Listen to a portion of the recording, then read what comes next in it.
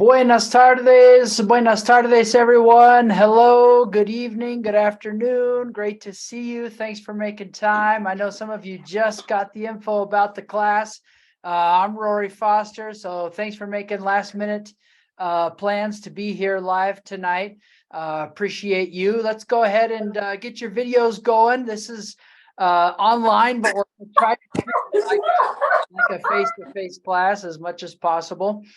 All right, I'm Rory Foster, your lead instructor. I'm recording this tonight in case some of you have to leave early. I got a few emails and there's a handful of people who won't be able to make it tonight also. So I just want to make sure that we've got good coverage of all this info. So that's why we're recording tonight.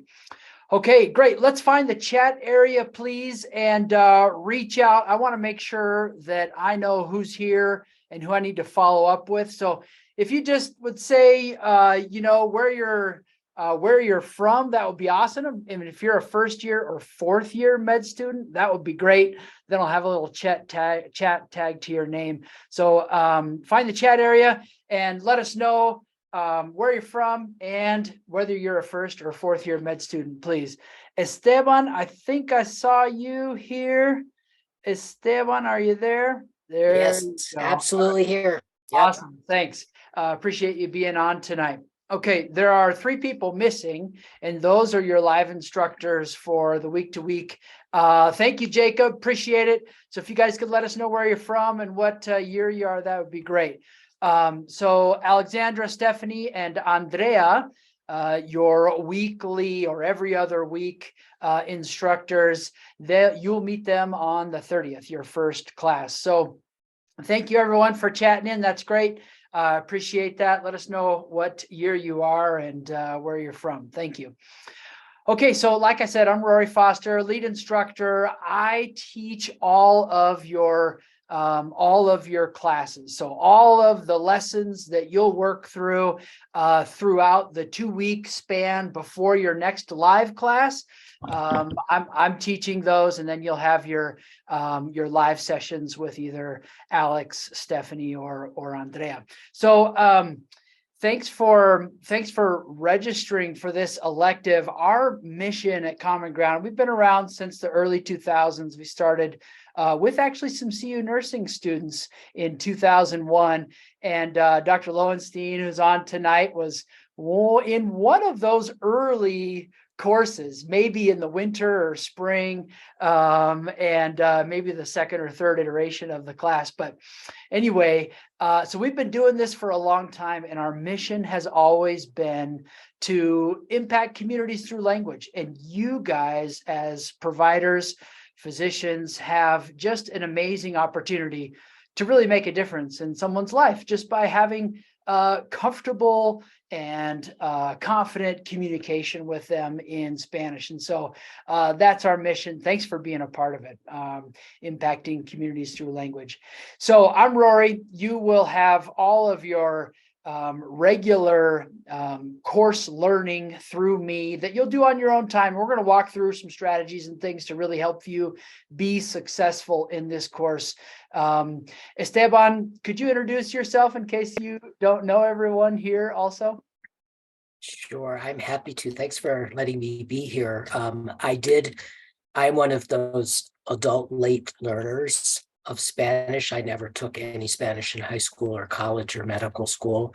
So I'm incredibly supercilioso. That you have some of you are native speakers or advanced speakers. But I'm also quite obsessive about this. So Rory has fed into that obsession over many, many years. I'll tell you one other thing that we're going to be providing for you later in the spring is we have a Spanish version. I'm working with a current class of 2025 student on translations of the doc's patient-centered communication skills. Oh, great. So all those things that you're used to seeing in all these doc sessions, now I'm talking really to the first years, the plain students, about agenda setting and building and sustaining the relationship and sharing information and statements about empathy and things. We're going to have those for you in a few months. So if you wanted to forget docs, patient-centered communication skills, not going to happen. Now you get it twice. Once in Yeah. Espanol and you get it in Yes. English also. Okay, wonderful. Great. Okay, well, hey, I think the best use of our time is to walk through some details about the class, and then I've got some strategies I want to share with you. You know, an online language course leaves a lot of opportunity for you to get to the end of the course and say, you know what? I didn't really learn that much, but we've been doing this for a little bit and I've got some great strategies for you. So I just want to share them with you so that you can get the most out of this class. Let me get my screen share going here and we'll start working through this. What you're seeing on my screen right now, hopefully, is the Spanish placement test. And if you haven't gotten in there and taken that yet, then I don't know what class to put you in. You might know what you think is the best class for you.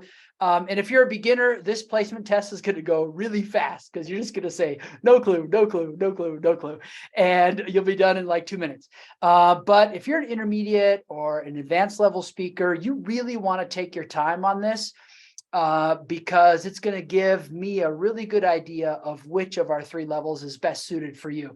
So I'm just going to go ahead, and you should have an email somewhere in your inbox from me about taking that. And if you haven't had a chance yet, no problem. I think about 50% of you have taken it, but there it is in the chat area also. You can get in there, and then after we're done, you can finish that if you haven't had a chance yet. Based on your results there, then I give you access to either the beginning level, intermediate level, or the advanced level. Okay, let's talk through the course real quick.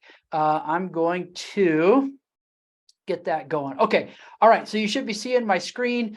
So clinical medical Spanish, you are going to see throughout the course and in possibly some written stuff, information about MMS or Mastering Medical Spanish. That's the course basically we're working on. It's been adapted and the schedule's been adapted to fit your School of Medicine schedule, and the title on the books is Clinical Medical Spanish. For you, that's what you've registered for, but you could just think of that as synonymous with MMS or Mastering Medical Spanish. So some course basics. So it's a pass-fail course for all of you first years. And if you're a 4th year here, it's an audit. So you're just kind of sitting in and getting what you can out of the course, no grade attached. But for all of you MS1s, this is a pass-fail course. And if you show up, if you're participating, you're going to pass the course. It's a hybrid online course. And what I mean by hybrid is that you'll do your learning with my lessons at your own pace. And then you will have live practice sessions like this on Zoom, okay, with your classmates at your level and your instructor. So like I mentioned a couple times, there are 3 levels: the beginning, intermediate, and advanced. And if you haven't had a chance to do that placement test, please find that chat area and make sure you've got that link accessible so you can complete that after we're done here.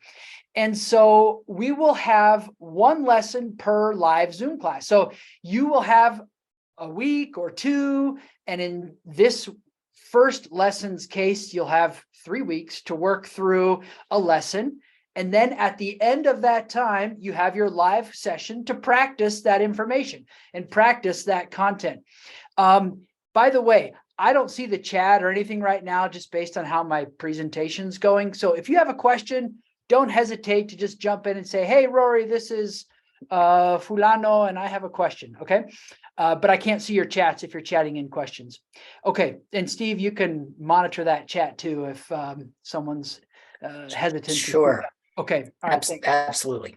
Yeah, so like I was saying, one lesson per live class. So every lesson in this course, you're going to have a chance to practice that info, that content with your instructor and your classmates. Each lesson includes multiple topics. So lessons, just think of the umbrella. Lessons is the bigger hierarchy of organization, right? And then each lesson has its own topics. And these topics, this is a sample of lesson 1 from the intermediate level course. You'll see the lesson is understanding the patient's symptoms, but then there are 4 topics within it. So common questions to understand symptoms, symptom vocab, and the verb tener, symptom vocab with the verb estar, and then symptoms best described in phrases. So each of those topics are their own video lesson, their own set of downloadable notes, their own Quizlet activities to work on vocabulary, and you've got conversational prompts. And there's a section that's called Un Comentario, por favor. So within the topic itself, every lesson, every topic, I'm going to be asking you to be trying some of this out. And so making some comments within the lesson, and then your instructor, Alex, Stephanie, Andrea, will be reviewing your comments and helping you. The conversational prompts are guides for you. What we're going to want you to do is to find a partner in class at your level and to schedule maybe one meeting in between your live Zoom sessions. So if you're working on the foundations lesson, you'll schedule one meeting with your partner and go through some of those conversational prompts, and so that you have a chance to practice outside of the one live group session. So your instructor will help you set those up and help you pair with someone else. You probably already have an amigo or amiga in the class that you can just say, hey, you want to be my conversation partner? And every topic, like I mentioned, is going to have a prompt. So you could, with with a 1 hour meeting or a half-hour coffee, you could, have each of those conversational prompts, one from each topic within your lesson for those 2 weeks, and just work through it, practice with each other. Okay. And that'll help set you up for your live session as well with your instructor. Okay. Course communication. So you've got my email and Steve's email, but here they are again. And your instructor's emails also, you'll have those, but Alex's is Alexandra at Common Ground, Stephanie's is Stephanie, and then Andrea is Andrea. So that's how you can reach out to your instructors. They'll be sharing their contact information on the 30th, the first live class as well. Okay. And about those live classes, we're recording this one tonight, and they will record the live classes every week as well. And we'll work on getting those posted into each lesson for you to review and catch up if you missed something. Okay. All right. Our course schedule, you really need to pay attention to the live meeting schedule. So it's always from 5:30 to 6:30. And we're already with our first one tonight on our first live class to sort of get you set up and ready to go. On the 30th is the next live class, and that's the foundations lesson. Each of these courses, beginning, intermediate, and advanced, has a foundations lesson before lesson 1. And the foundations lesson, the whole purpose of the foundations lesson is to get you set up for success in the course. For the beginning level, that foundations lesson is some very basic foundational Spanish things that's going to help you be able to get started with patient communication. Intermediates, you're going to work on some certain grammar things that we want you to know and that you're going to need to be able to rely on to just jump in and be ready to go. So it's kind of like a review ramp up time. And like I said, you've got 3 weeks to work on that before the 30th. Okay. And so then we'll have our basic schedule is every other week. So on the 13th of February, we'll be practicing lesson 1. On the 27th, we're practicing lesson 2. And 3 and 4, likewise. There's only a couple blips in that schedule, that every other week schedule. You'll see that between the lesson 6 and lesson 7 practice, there's a bit of a gap from April 24th to May 15th. That's to accommodate some other scheduling things that MS1s have.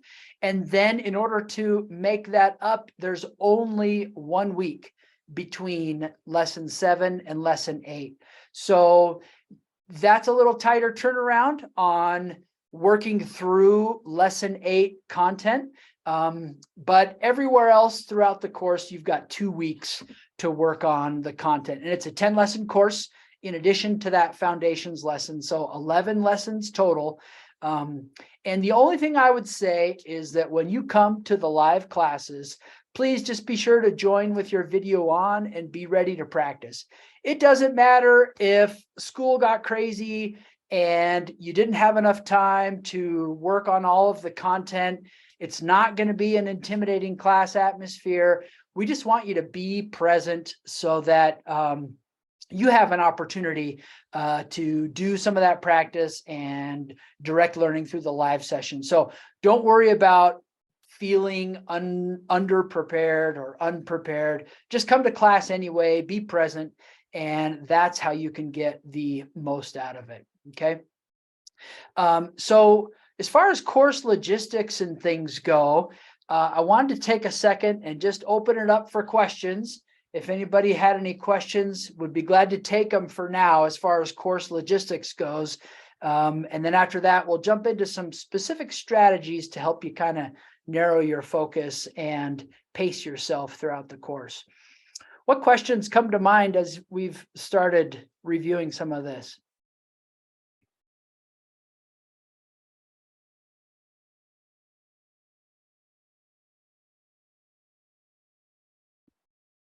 Bing, bing. That's a pin. Bing, you can hear the pin drop. Okay. All right. No problem at all. No questions. Drop them in the chat if you've got them, and Steve will relay them as we continue going. Let me go ahead and get my screen share going again, and we'll just keep going with some specific strategies then about how to be successful in the course. Okay. All right. Okay, you should be seeing my screen here. Okay, strategy number 1, 5 patient profiles. What is this? Well, hay un problema.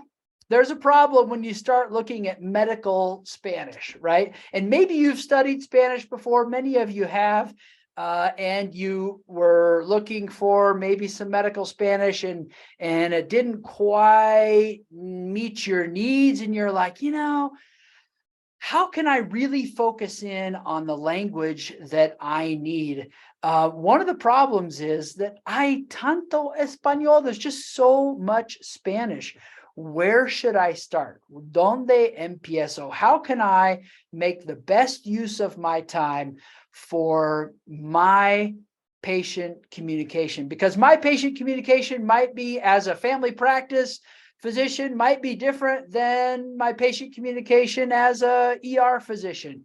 And so things are going to be a little bit different. Pediatrician versus podiatrist, right? So language, even though it's all medical Spanish, there's going to be some differences, and one person's going to need something that somebody else doesn't need. And so the purpose of this strategy is really to help you identify the highest yield topics to get you started to support your clinical work with patients. And it will give you a framework for identifying your, what we call functional fluency, because in your professional use of Spanish, you don't necessarily need to be able to talk art and history and, all sorts of other things. But what you do need to be able to do is be functional in clinical settings. And so this 5 patient profile strategy is going to really help you narrow your focus and get a high return on your study time and your vocabulary building, etc. So the strategy has a handful of steps. The step 1 is to identify your most common patients. And so again, if you're working in the emergency department, you'll have a handful of patients that are going to be your usuals, right? And then you'll have your outliers. And yes, it's varied work, but you have those repetitive patients. So you want to identify 5 of those to get started. And you want to analyze those conversations. What are the questions that we're asking, and what are the common patient complaints that they have with this particular situation? And then you want to begin brainstorming the vocabulary and the grammar that you need in order to be able to communicate within those scenarios. And then, of course, once you've brainstormed, you got to just get down to learning that target vocab and grammar, and then you need to practice as well. So we're going to take each of these steps and give a little more detail for each one. So strategy 1 is to identify your most common patients. And so to here, let's see. All right. So identify your top 5 profiles, and kind of like what we talked about previously. So if you're a family practice doc, you might be thinking of a child with upper respiratory, or a middle-aged guy with hypertension, or something like that. And, let's say you're not, but let's say you're a nurse midwife. Well, it's very different, right? You're working now with healthy mom and healthy baby, or gestational diabetes, or abnormal bleeding, or if you're a first responder or someone in the emergency department, maybe you're looking at overdoses and chest pain and motor vehicle accidents, things like that. So you get the idea, depending on where you are and what your sort of future or trajectory looks like with healthcare, you can begin to narrow down the kinds of patient interactions you might have. And Steve, what would your suggestion be in this scenario with, let's say, an MS1 who isn't certain of, where they want to, what kind of patient work they want to do? What would your suggestion be here for identifying common patients? I think when it comes to learning goals at all the different levels, it's to think about common symptoms that would be in the emergency department, that would be in clinic, that would be in the wards, in the ICU, such as pain, shortness of breath, headache. So I would think that those are going to be and they're also important for the core curriculum that the MS1s are in. The 4th years that are auditing already have a specialty that they're going to match in. Yeah. So they can follow that, like what you have listed here, even more. But I think that just thinking about common chief concerns. Yep. Sounds great. Okay. Yep. So common chief concerns is going to be your guide, MS1s. All right. So once you get there, then you begin to analyze. So you want to break these chief concerns down into, high frequency questions that you have to ask to understand where they're at or what's going on, high frequency answers that they give, common instructions that you give as either next steps throughout, like the physical exam or the clinical encounter, or, also next steps for the patient after your encounter. So you want to begin to analyze, okay, well, what's that conversation actually look like? And once you've done that analysis, you're able to brainstorm the vocabulary that's involved in that, brainstorm the verbs that you use, brainstorm the tenses. If you're talking past tense, like what happened type conversations, well, you need the past tense, right? If you're giving simple instructions to get through a physical exam, well, then you need commands and things like that. So you're just kind of putting pen to paper and helping yourself guide your own learning. Okay. And then that's the next step, is to actually get down to business doing that learning, because it won't be automatic. It does take just focused effort and time. So, you can make flashcards, you can use Quizlet, and we have put a ton of information on our Quizlet account, and I will drop that into the chat area right now. Let's see if I can. Actually, when I'm sharing this presentation, I can't. So someone remind me, I'll send you our Quizlet account, where you can just see literally hundreds of flashcard sets around medical Spanish stuff. Okay. All right. And then join a medical Spanish class. You've done it. You're here. And that's what we're doing here this semester. So, all right. And, you could look at other online courses, prepackaged courses, but you won't need to outside of this. And you will have your weekly instructor to work with. So that's perfect. All right. And then moving on into step 5, your practice, you really need to start practicing. So you'll connect with a conversation partner within this course. Like we mentioned, I want you to reach out to someone who's at your level in this class. And if you guys can, just have coffee or lunch once in between, at least once in between live sessions, and practice the next live sessions information. Okay. You'll share your patient profiles with each other and your vocab lists, and then you can begin doing some role playing. Okay. So that's the 5 patient profiles. It's a really powerful way for you to begin to narrow your focus and make tangible gains with the learning that you want to be doing. Now, the next strategy is called the rule of 30. And the other problem is, as soon as you do like a really good job with your 5 patient profiles, you begin to identify the reality that, wow, there's really a lot for me to learn. I got very little of this in my high school Spanish class or my college Spanish class. Very little is, relevant to what I feel like I need to be able to do with my patients.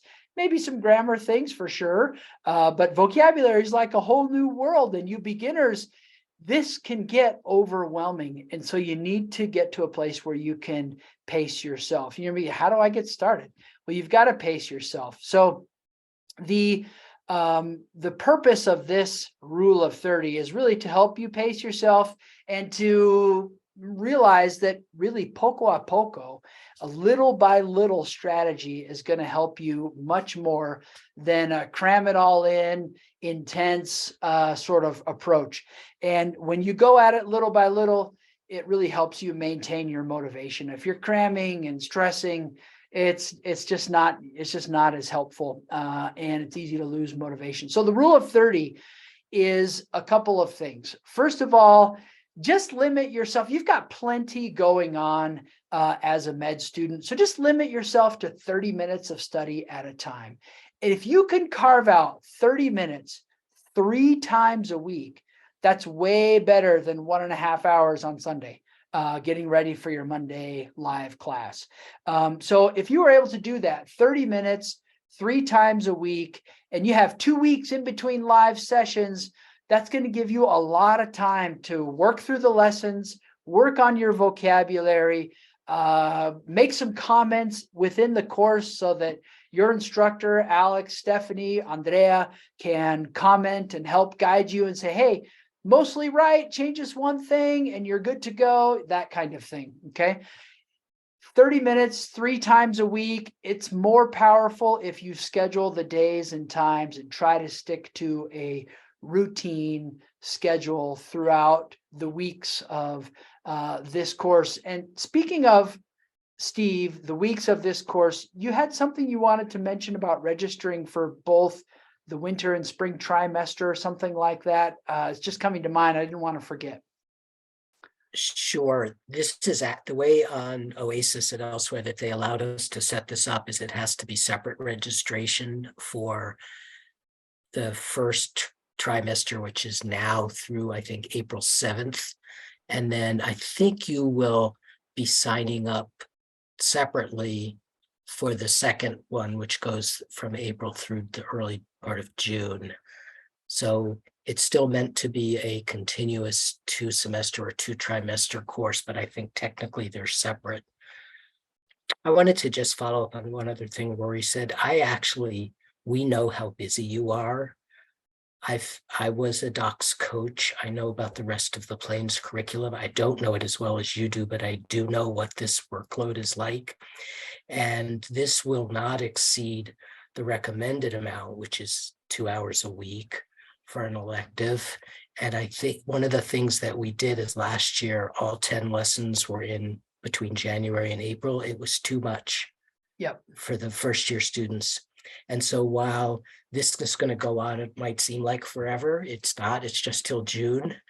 It was specifically done this way because of the feedback where people said, loved it, but it was too much. Yeah. Because you actually do technically have other things on your plate besides learning Spanish grammar. That's right. That's right. And, it's actually the best for us, but we can get really clear student feedback and say, hey, well, let's figure out how to adjust this. And so gapping it 2 weeks between live sessions, I think is really going to lighten the load. But it is as Steve was saying, it is a lot of content. So if you put it off, if you don't do this rule of 30 suggestion here and schedule out a few different days a week to work on this little by little, it will feel like a lot and it will feel overwhelming. So just take our word for it and try to plan some things out, pace yourself a little bit. Okay. All right, great. So moving on. So there's another sort of second understanding of the rule of 30. When you're working on vocabulary building, things like that, you may have through your 5 patient profiles identified 60 or 70 things that you know you want to learn. Just focus on 30 at a time. 30 is a manageable number. Just focus on 30. You know, as you break down your 5 patient profiles, chunk them into like segments of 30, and then you are going to want to really nail those going from Spanish to English. So as you're studying your vocabulary, learn it in both directions. When you learn it from Spanish to English, you're working on your ability to comprehend what someone's saying, because your brain is going from Spanish to English, and then that's kind of like your comprehension info pathway. But when you are going then from English to Spanish, you might be surprised to realize, man, I got 100% on these from Spanish to English, but I'm at like 80% going from English to Spanish. Well, it's a different, it's the same information, but the information flow is now more expressive. And if you've ever felt like you can understand more than you can say, that's what's going on here. You need to actually study in both directions, study English to Spanish as well, so that you can work on your expressive abilities in Spanish. So that's it. The 5 patient profiles and the rule of 30 are 2 really helpful strategies that have been successful with busy professionals working in healthcare and with students like yourselves working in healthcare. And so I'm going to share with you the slide deck in our chat stream right now so that you can get that, download it, review it. There it is right there. It's in the chat area. So it's just a PDF that you can download and have with you. And at the bottom of that PDF, you're going to see at the bottom of this, it's kind of like a worksheet for your 5 patient profiles. And for each patient, it's going to give you space to begin doing some of that brainstorming and things like that that we've talked about. So if you're the kind of pencil to paper learner that that I am, you'll want to find a way to print these out and just take your time working through your 5 patients and brainstorming. You use that document to do your brainstorming. Okay. All right. That is that's what I was wanting to share with you. And I wanted to open it up for any questions you might have about the course. Send me in the chat area, drop a number 1 in there if you've had a chance to complete the placement test yet, and I'll cross-reference that with my records, or drop a 2 if you haven't, please. So put a 1 or a 2 in there and let me know where you're at with respect to the placement test, and we can and I can follow up with everybody who still needs to do that. Okay, awesome. And I'll just make sure that I've got everybody assigned. Now put a 3 in there if you have received like your login credentials for your course. Now that would be for everyone who has completed the placement test. Put a 4 in there if you've done the placement test but not received those credentials, because there might be something from like a no reply email address on the website that made it to your trash or something like that instead of, or your spam instead of your inbox. So if you've done the placement test, but you haven't received, well, let's say done the placement test before 4:30 or so today, and you haven't received your login credentials, put a 4 in there so that I can check on that as well. Okay. All right. Questions about the course? Feel free to take yourself off mute or put your question in the chat area. Happy to answer your questions about the course.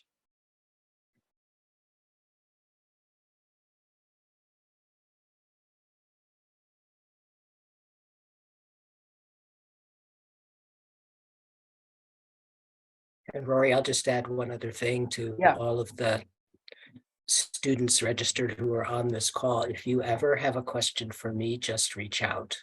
Yep. I'm usually super prompt, sometimes too fast to reply.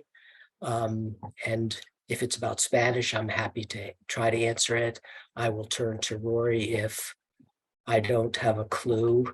Yeah. I don't know if it's Spanglish to say si do tengo pista, but that might or might not be Spanglish. It doesn't really matter. No tengo idea. No tengo idea. Yeah, no tengo idea. Yeah. Anyway, just feel free to, you can always email Rory and your teacher as well, but I'm happy to reply if I can.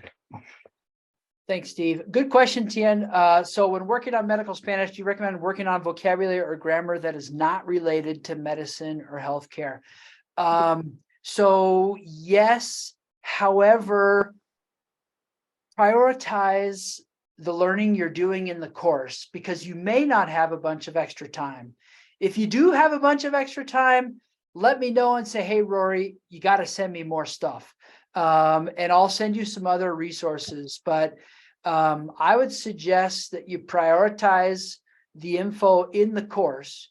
And if that's not enough, let me know. And I can send you in some other directions, additional directions based on your placement test and where I see maybe you've got some holes or opportunities for learning and things like that. So, so yeah, that's it's definitely, and one time, so Steve and I, we do a 4th-year rotation in Costa Rica, usually every year.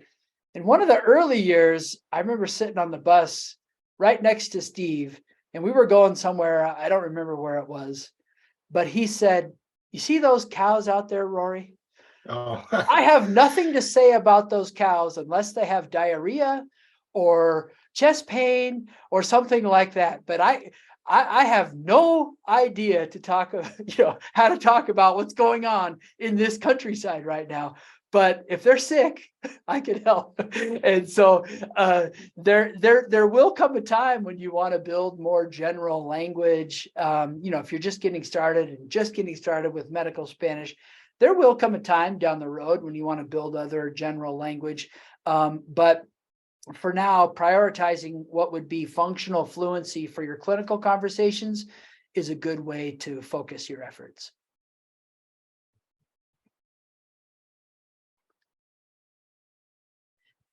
Any other questions?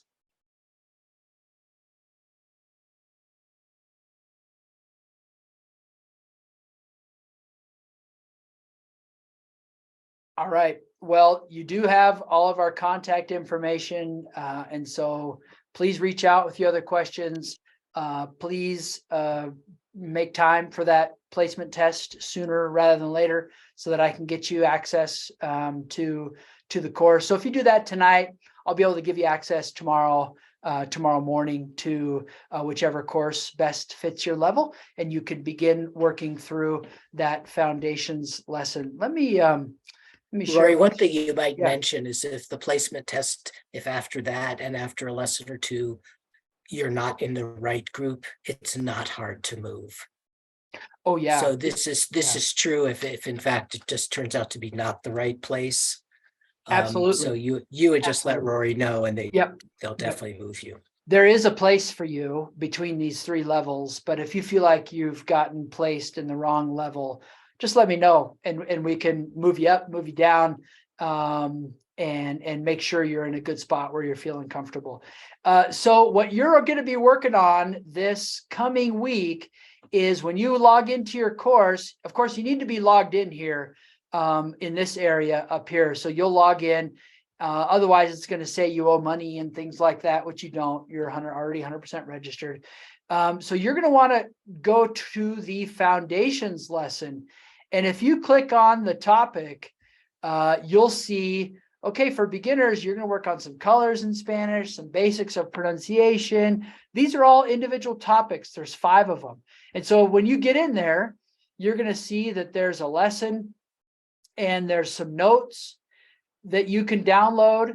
And so you'll download the slide deck so that you can work through the lesson as you're, wow, it's loading really slow. There we go. So you'll download the slide deck so you can work through the lesson as you're watching the video, and then you'll take a look at lesson vocabulary with Quizlet, and it looks like actually we've got something loading funny on this one. Here we go.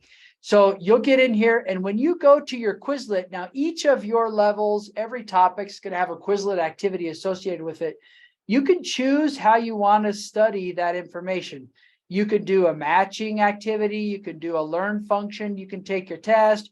You could just do plain old flashcards where you flip them over and you get the equivalent, and you just kind of walk through it.